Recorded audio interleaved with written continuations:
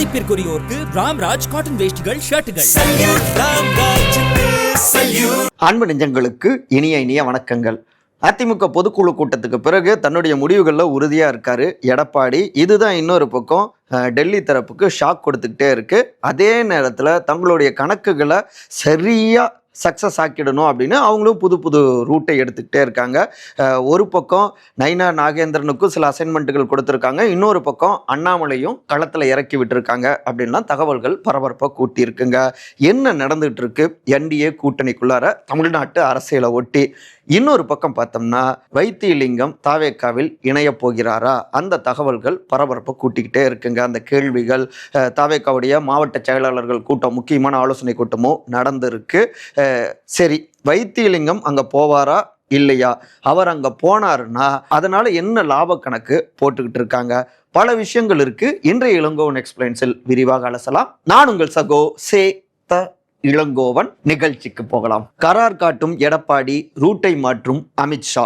அதிமுகவுடைய பொதுக்குழு கூட்டம் டிசம்பர் 10 நேற்றைக்கு நடந்து முடிஞ்சது.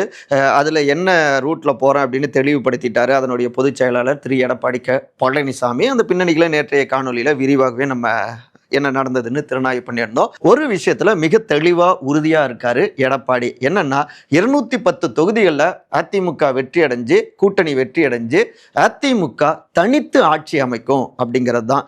ஏன்னா அங்க உள்துறை அமைச்சர் ஏற்கனவே திரு அமித்ஷா என்ன சொல்லியிருக்காருன்னா, ஒவ்வொரு இதுலேயும் கூட்டணி ஆச்சுன்னா எல்லா இடத்துலையும் பதிவு செஞ்சுட்டு இருக்காரு. தமிழ்நாட்டில் அதுக்கு வாய்ப்பே கிடையாது. குறிப்பாக எடப்பாடியை பொறுத்த வரைக்கும் அதில் அவர் கொஞ்சம் கூட விருப்பப்படலை. இந்த பொதுக்குழு கூட்டத்திலும் அதை உறுதியாக தெரிவிச்சிட்டாரு. இன்னொரு பக்கம் பார்த்தோம்னா அடுத்த 100 நாட்களில் தமிழ்நாட்டில் இருக்கக்கூடிய முக்கிய அமைச்சர்கள் சிறையில் இருப்பாங்க. அவங்க மேலே இருக்கக்கூடிய ஊழல் வழக்குகள் இது எல்லாமே தூசு தட்டப்படும் அப்படின்னு நேற்றைக்கு அந்த லிஸ்டெல்லாம் வாசிச்சிருந்தாரு. ஸோ தன்னுடைய ரூட் என்ன அடுத்த 3 மாதத்துக்கு தேர்தலை ஒட்டி அப்படிங்கிறதுல தெளிவுபடுத்தியிருக்காரு. கூட்டணி கட்சியினருக்கும் பாஜகவை பொறுத்த வரைக்கும் நீங்க கூட்டணியில் இருங்க, கூட்டணி தேர்தலில் வெற்றி பெறுவதற்கு, ஆனா ஆட்சி அமைப்பது அதிமுக தான் அப்படின்னு தெளிவுபடுத்திட்டாரு. எதிரி யாரு? டிஎம்கே. யாரெல்லாம் அங்கே முன்னணி சக்தி அவங்கள டார்கெட் பண்ணி நம்ம பயணிப்போம், அது நமக்கு சக்சஸை கொடுக்கும் அப்படின்னு இந்த இரட்டை தண்டவாளம் போல தன்னுடைய டார்கெட் அடைய ரூட் மேப்பையும் வகுத்துட்டாரு எடப்பாடி. இதில் இன்னொரு பக்கம் ஏற்கனவே நம்ம சொன்னது போல தான் முன்னாள் முதலமைச்சரான திரு ஓ பன்னீர்செல்வம், அப்புறம் இன்னொரு பக்கம் திருமதி வி.கே. சசிகலா, அப்புறம் அமமுக அந்த கூட்டணி அப்படிங்கிற வகையில் திரு டிடிவி தினகரன், இப்படி பலருமே இந்த ஒருங்கிணைந்த அதிமுக அப்படின்லாம் பேசிட்டு இருந்தாங்களே, அதுக்கு வாய்ப்பே கொடுக்கல. எடப்பாடி அவரை பொறுத்த வரைக்கும் இங்கே சோலோ சக்தியாக அதிமுகவில் இருக்கணும், இந்த நாற்காலியை உறுதிப்படுத்திட்டோம் பொதுச் செயலாளர் அப்படின்னு. புதுசாக யாரை உள்ள விட்டாலும் அது தன்னுடைய பதவிக்கு ஆபத்து. அதே நேரத்தில் அனைவரையும் ஒருங்கிணைத்தாதான் வெற்றி அப்படின்னு சொல்லப்பட்டு கொண்டே இருக்கு.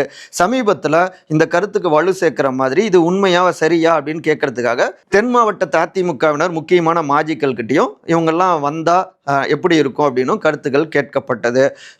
அவங்க இல்லாமலே நாங்கள் சக்சஸை கொடுக்க முடியும் அப்படின்னு சவுத் மாஜிக்களும் உறுதி கொடுத்துருக்காங்க. ஸோ அவங்களுமே இவங்கெல்லாம் வந்தாங்கன்னா தங்களுடைய தற்போதைய அதிகாரத்துக்கு ஆபத்தாக மாறிடும் அப்படின்னு தவிர்க்கிறாங்க. ஸோ எடப்பாடி அவரை பொறுத்த வரைக்கும் அவங்க சமூகத்தை சார்ந்தவர்களே எதிர்க்கிறாங்க சவுத்தில் இருக்கக்கூடிய மாஜிக்கள். ஸோ நம்ம டார்கெட்டு கரெக்டு தான், நம்மளுடைய நடவடிக்கை அப்படின்னு நினைக்கிறாரு. இதில் மிக முக்கியமாக ஒன்று சொல்லணும் அப்படின்னா, இங்கே இந்த பலத்தை வைத்து கூட்டணியை பாமகவெல்லாம் உள்ள கூட்டு வந்து இன்னொரு பக்கம் தேமுதிகவெல்லாம் கூட்டு வந்துட்டோம்னா நிச்சயமா ஆட்சி மாற்றத்தை ஏற்படுத்த முடியும். 5 ஆண்டு திமுக ஆட்சி மீது மக்களுக்கு வெறுப்பு வரும், அதை நம்ம பயன்படுத்திக்கலான்னு எடப்பாடி கணக்கு போடுறாரு. அப்படியே இல்லைனாலும் இங்க அதிக அளவுல தொகுதிகளை வெற்றி பெற்றா மறுபடியும் வலிமையான எதிர்க்கட்சி அப்படின்னு அந்த எதிர்க்கட்சி தலைவர்னு அந்த அந்தஸ்தை பெற முடியும், கட்சியை உறுதிப்படுத்திக்கலாம். மைனாரிட்டி திமுக அரசாங்கமா மாறினால் அதுவும் எடப்பாடி அவரை பொறுத்த வரைக்கும் லாபம். ஏன்னா எடப்பாடி அவரை தொடர்ந்து 10 தோல்வி பழனிசாமி அப்படின்னு விமர்சிச்சுக்கிட்டே இருக்காங்க. இதை உடைக்கணும் அப்படிங்கிறதுக்காகவும் இந்த ஒரு டிஃபென்ஸ் ஜோன்ல இருந்து சேஃபா இருந்து தன்னுடைய அதிரடியை தொடங்குறாரு அப்படின்னு வச்சுக்கலாம்.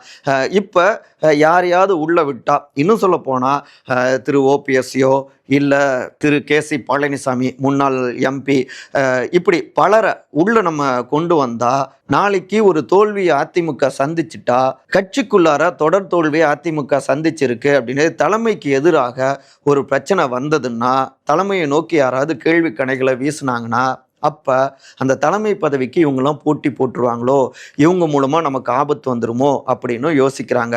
ஸோ இவை எல்லாவற்றையும் தடுக்கணும்னா யாரையும் உள்ள விடாதீங்க, நம்ம நிச்சயமாக ஜெயிக்க முடியும், இப்படி இருந்து எப்படி வெற்றி பெற முடியும் அப்படிங்கிறத மட்டும் யோசிப்போம் அப்படின்னு ஆலோசனை செஞ்சுருக்காரு. அதனால தான் இந்த இடத்துல முன்னாள் அமைச்சரான திரு எஸ்பி வேலுமணி பேச்சையும் நம்ம குறிப்பிட்டு பார்க்கலாம். கூர்ந்து கவனிச்சா இங்கே 50 பேர் இருந்தாலும் பூத் கமிட்டியில் பெருசாக அதிமுகவினர் இறங்கி வேலை பார்க்க மாட்டேங்கிறாங்க. ஆனால் திமுகவில் 2 பேர் பூத்துக்கு இருந்தாலும் இறங்கி வேலை பார்க்குறாங்க. ஸோ நாம் ஆட்சி மாற்றம் வரும்னு மெத்தனமாக இருந்துடக்கூடாது, இறங்கி வேலை பார்க்கணும் அப்படின்னு குறிப்பிட்டு பேசியிருக்காரு பொதுக்குழு கூட்டத்தில். அதனால் இங்கே இறங்கி உழைச்சா, எடப்பாடியுடைய மன ஓட்டத்தை புரிஞ்சுக்கிட்டு இறங்கி உழைச்சாதான் ஆட்சி மாற்றம். இந்த 100 நாளும் தீயா வேலை பார்க்கணும் அப்படின்னு சொல்லியிருக்காங்க.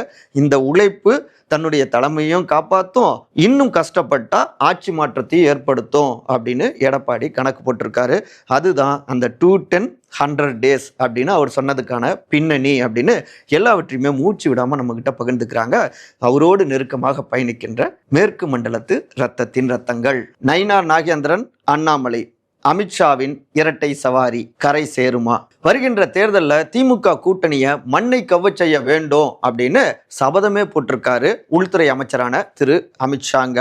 அதே நேரத்தில் எத்தனை ஷா வந்தாலும் சரி, இங்கே எங்களை ஒன்றும் பண்ண முடியாது, இது திராவிட மண்ணு, திராவிட ஆட்சி அப்படின்னு பதிலடி கொடுத்துட்டு இருக்காரு முதலமைச்சர் திரு மு.க. ஸ்டாலின். ஏற்கனவே மக்களவை எதிர்க்கட்சி தலைவரான திரு ராகுல் காந்தி, உங்களால் முடிஞ்ச தமிழ்நாட்டில் கால் வைக்க முடியுமா, அங்கே உங்கள் அரசியலை காட்ட முடியுமான்னு ஏற்கனவே அவர் அப்படி சீண்டி இருக்காரு. அதுவே அமித்ஷா அவங்களுடைய தரப்பை கொதிப்படைய வச்சிருக்கு. அதனால தான் கூடுதலாக தமிழ்நாட்டை கவனிச்சுக்கிட்டே இருக்காங்க, தொடர்ந்து இங்கே வந்துக்கிட்டே இருக்காங்க. சரி, கரண்ட் விஷயத்துக்கு நம்ம வருவோம். இப்போ அதிமுகவில் 10ஆம் தேதியும் டிசம்பர் 10 பொதுக்குழு முடிஞ்ச பிறகும் அதை எதிர்பார்த்துட்டு இருந்தாங்க. ஆனால் ஒருங்கிணைந்த அதிமுகவுக்கு வாய்ப்பு இல்லைன்னு உறுதியாக தெரிவிச்சிட்டாரு அதிமுக பொதுச் செயலாளர் திரு எடப்பாடிங்க. அதே நேரத்தில் ஒருங்கிணைந்த அதிமுக இருந்தால் நாங்கள் வரோம், இல்லைன்னா நாங்கள் வேற ரூட் எடுக்கிறோம் அப்படின்னு ஏற்கனவே முன்னாள் முதலமைச்சர் திரு ஓ பன்னீர்செல்வம், இன்னொரு பக்கம் அமமுகவுடைய பொதுச் செயலாளர் திரு டிடிவி தினகரன், அடுத்து திருமதி வி.கே. சசிகலா அவங்க சொல்லிட்டு இருந்தாங்க. இப்போ இங்கே வாய்ப்பு இல்லை அப்படின்னோடனே அவங்க வேறொரு ரூட் எடுக்க வாய்ப்பு இருக்கு. அதெல்லாம் தடுக்கணுங்கிறதுக்காக தான் ஏற்கனவே திரு ஓபிஎஸ்ஸை கூப்பிட்டு திரு அமித்ஷா பேசியிருந்தாரு, கொஞ்சம் பொறுமையாக இருங்க அப்படின்னு. இருந்தாலும் இப்போ ஏதோ ஒரு முடிவெடுக்க தேவை வந்திருக்கு. இப்போ இவங்கெல்லாம் தனியாக டிவிகே ரூட் எடுத்தா அது என்டிஏ கூட்டணிக்கு ஆபத்து. ஏன்னா இப்போ வர திரு டிடிவி தினகரன் டிவிகே டிஎம்கேக்கு டஃப் ஃபைட் கொடுக்கும் அப்படின்னு பேசிக்கிட்டே இருக்காரு. இதை தடுக்கணும். ஸோ எடப்பாடி அவர்களை பேசி சரி கட்டுவதற்காக தற்போதைய தமிழ்நாடு பாஜக தலைவரான திரு நயினார் நாகேந்திரன், இந்த பக்கம் ஓபிஎஸ் டிடிவி தினகரன் இவங்களை பேசி சரி கட்டுவதற்காக தமிழ்நாட்டுடைய முன்னாள் பாஜக தலைவர் திரு அண்ணாமலை 2 பேரையும் களத்தில் இறக்கி விட்டுருக்காருங்க. 2 பேருக்கு இடையில் இருக்கக்கூடிய அந்த ஈகோ யுத்தம் இதை பேசி அது கட்சிக்கு எதிராக போயிடக்கூடாதுன்னு ஏற்கனவே வார்னிங்கும் கொடுத்துருக்காரு அமித்ஷா. இப்போ ஓபிஎஸ் டிடிவி இவங்ககிட்ட தொடர்ந்து அண்ணாமலையும் பேசிகிட்டு இருக்காரு, விருந்தெல்லாம் கொடுத்துருக்காரு. இருங்க, நான் மேலிடத்துல பேசி இங்கே என்டிஏ கூட்டணியில் நான் கூப்பிட்டு வரேன் அப்படின்னு தொடர்ந்து அவர் இவங்களெல்லாம் ஹோல்டு பண்ணி வச்சிருக்காரு. அப்படியே வேற முடிவு எடுக்காதீங்க அப்படின்னு. இவை எல்லாமே முழுமையான வெற்றியை கொடுக்கலனாலும் முழுமையான நெகட்டிவை கொடுக்கல அப்படின்னு நினைக்கிறாரு அமித்ஷா. இதில் டிடிவி தினகரன் அவர் கூட இப்போ வர டிவிகேக்கும் டிஎம்கேக்கும் போட்டி பெருசாக இருக்குன்னு நினைக்கிறேன் அப்படின்னு என்டிஏ கூட்டணிக்கே குடைச்சல்களை கொடுத்துட்டு தான் இருக்காரு. அவரை பொறுத்த வரைக்கும் எடப்பாடி முதலமைச்சர் வேட்பாளராக இருந்தால் நான் வரமாட்டேன் அப்படின்னு சொல்லிட்டு இருக்காரு. இப்படி ஒவ்வொரு விஷயத்தை அவர் பேசினாலும் கூட அது எல்லாமே நான் இங்கே அமமுகன்னு ஒரு பார்ட்டி இருக்குது, அதை புரிஞ்சுக்கோங்க அப்படின்னு கவனிக்க வைக்கிற மாதிரியான ஒரு செயலாக தான் பார்த்துக்கிறாங்க. நாங்களும் களத்தில் இருக்கோம், நாங்கள் இல்லாமல் எங்களை கன்சிடர் பண்ணாமல் நீங்கள் ஒரு முடிவு எடுத்துட முடியாது அப்படின்னு தன்னுடைய இருத்தலை அடையாளப்படுத்திட்டு இருக்கிறதா தான் அமித்ஷா டீம் பார்க்குறாங்க.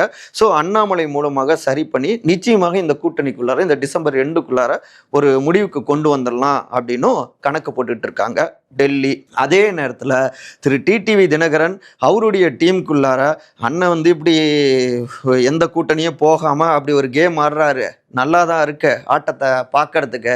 ஆனால் இங்கே அமமுக நம்பி இத்தனை ஆண்டு காலமாக நிறைய செலவு பண்ணிட்டோம், 5 வெட்டி 10 வெட்டின்னு அது எகிரிட்டு போயிட்டு இருக்கு. இதுக்கு மேலேயும் ஒரு வலிமையான கூட்டணியில சேராம நாங்களே செலவு பண்ற மாதிரி ஒரு சூழல் வந்ததுன்னா அது எங்களுக்கு பெரிய நெகட்டிவா மாறிடும். இப்ப என்டிஏ கூட்டணியில சில விஷயங்களை ஒப்புக்கொண்டு அதுல இணைஞ்சா செலவுகளை அவங்க பார்த்துப்பாங்க, நமக்கும் குறைஞ்சபட்சம் வெற்றி நிச்சயம். ஸோ இதெல்லாம் யோசிக்கணும்.